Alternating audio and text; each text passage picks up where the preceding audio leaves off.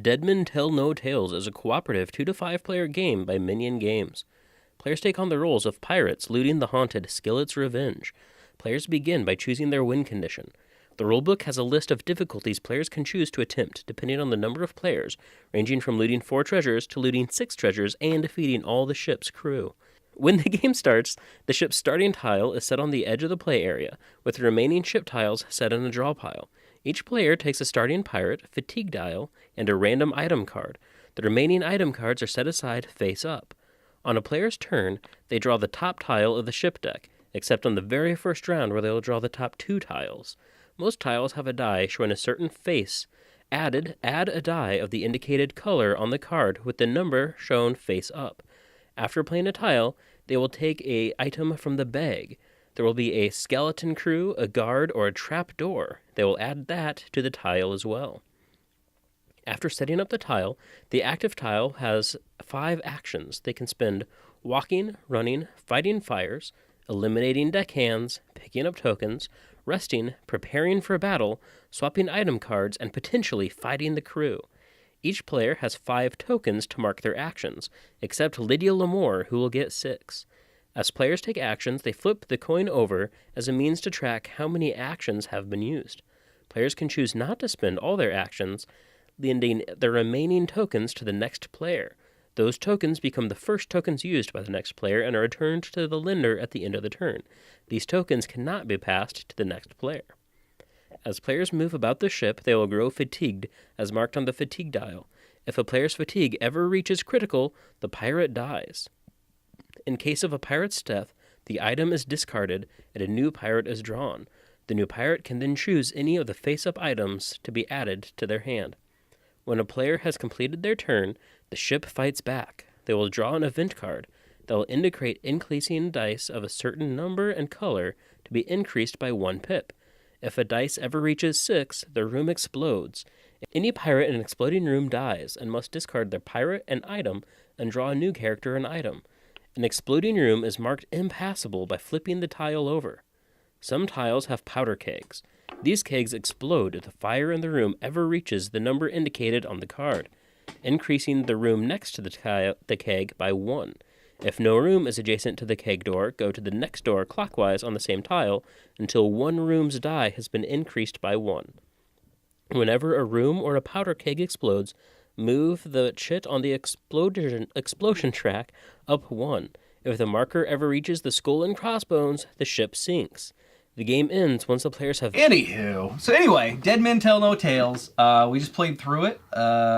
Gameplay, it felt a little bit like Flashpoint, right? Mm-hmm. You're going around dealing with something on fire. In this case, 'twas a boat. And you're dealing with undead folks fighting those. Initial impression, my initial impression anyway, is that it seemed like the initial cards you were given determined what your role would be throughout, right? So you were given a bucket, right? Yes. And instead of using it to damage skeletons, you were basically, putting out fires here and there, dealing with that. I was given a sword, so I just went immediately to killing skeletons and anything that moved other than these 2 jokers. And I loved that part, but I also felt like I was hogging all of that part of the game, which was a little bit unfortunate.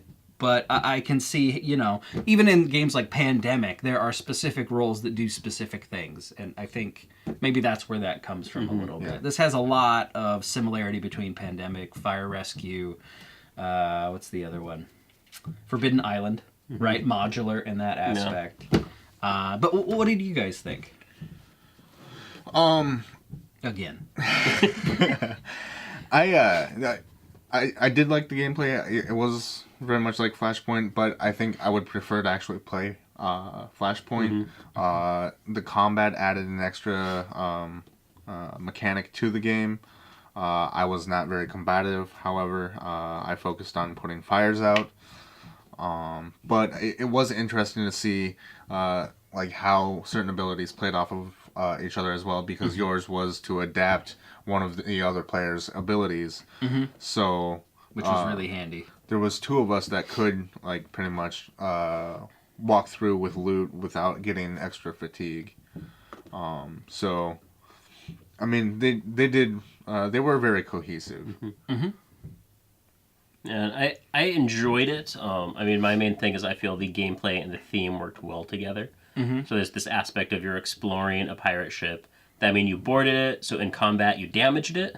So it's your fault that it's on fire, so you fought it. Only now you're trying to loot it before it sinks. While skeleton crew, that's literally skeletons, goes around and tries to stop you. So I enjoyed the way those worked together. There are areas that I feel could be cleaned up a bit. I feel the powder kegs could feel more threatening.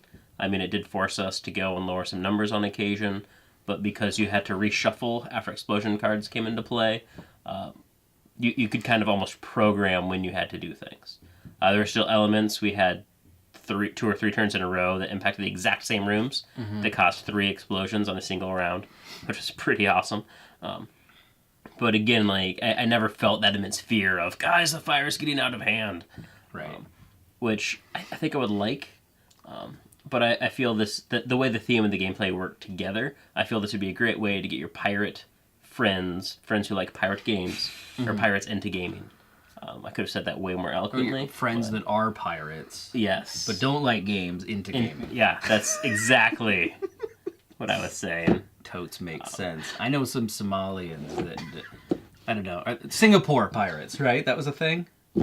On that note, just ignore me. So, Style, what were you guys' thoughts? I think the game is beautiful. Absolutely. Everything from the tiles, from a nice topographical view to the card art was just gorgeous. And of course, the box. Look at this mural. Yeah. I mean, you could... Stupid lights. Anyway, it's a gorgeous game. And they even have skeeples. Scupples? Skeleteples? Skulleeples? Sculples? Scalpels? Scrub up. Words? Let us know what they're called. Comments below. Pyrateples? Anyway, the game was beautiful. I have no complaints at all. Agreed. Yeah. All right. Let's hop on down to theme. I think you talked about that already. It was a very nice marriage of gameplay and theme. Like we were trying to brainstorm, like, what other theme could this be? And the best I could come up with is like space theme, right? Where you're dealing with oxygen loss in a broken vessel. Maybe you're in outer space and you boarded another vessel, and there's maybe reavers. Right. I made up the term. Maybe no one else has it. You get the Firefly IP and you have nothing else to do with it. What's Firefly talk about? I made up the term. Reavers. I don't It's know. Mine. I don't know. Joss Whedon. I don't know. Words. So yeah, the theme was very well done, and it fit this game perfectly. What about easy to learn? You were the one that read the rule book. Yeah, the rule book. Room for improvement. As you go through it, it makes sense. You finish, and you're like, okay, I think I can play this game. Explaining it, not the easiest. It might help if the people you're explaining it to listened to what you said. Maybe. I don't know. Eric listened. Sean, not so much. Jokes, but true. But I feel the rulebook could have been streamlined. There would be times when you're trying to look for something and it's just buried in the middle of a paragraph.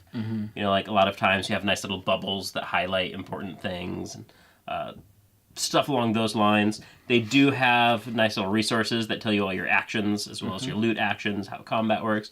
These cards are very handy. But there were a few corner cases where we were trying to remember stuff and it's just not easy to search through the rulebook for them. Yep. And then replayability. What do you guys think? I finished playing and I kind of wanted to play again because I feel like we got cheated by that double exploding Triple room. explosion. I mean, seriously, if this guy hadn't exploded, we still would have been able to get up to that ghost. Yeah. So it makes you want to play more. Just like Pandemic does, just like Forbidden Island does. All of those cooperative games have that same it factor where you're like, let's play again. Yeah. Agree? Disagree? I agree. I'm going to throw in agree-ish. Agree-ish. I agree. I would be like, hey, it's out. Let's play again. Like Eric mentioned, some people might be like, this really wanted to make me play Fire Rescue, or this made me want to play Pandemic. This made me want to play Lost Island. So, I mean, it has a lot of crossover.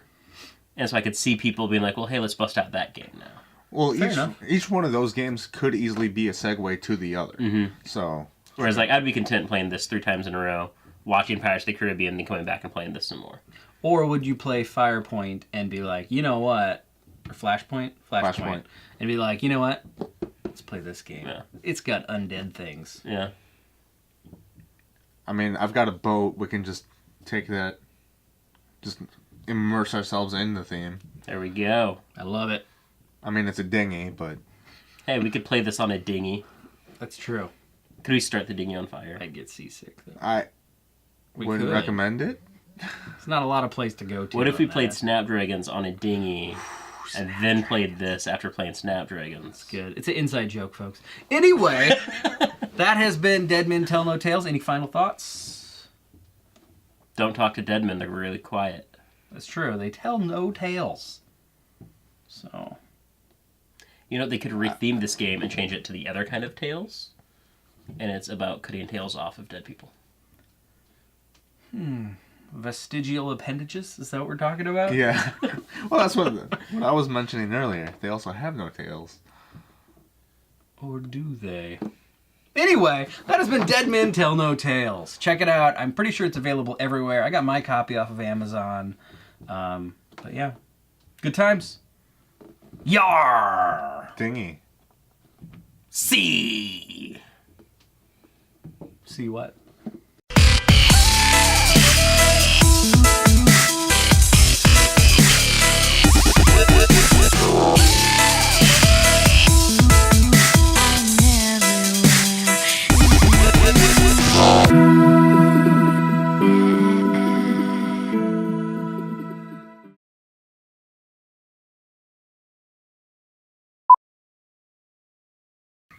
Anyway, hello and welcome back to Gamers Remorse. Today we're checking out Dead Men Tell No Tales by Minion Games.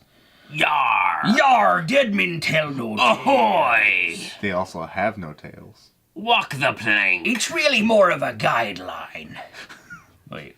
Scrub the poop deck. Swab?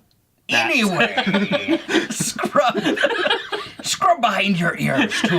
Be a clean little pirate.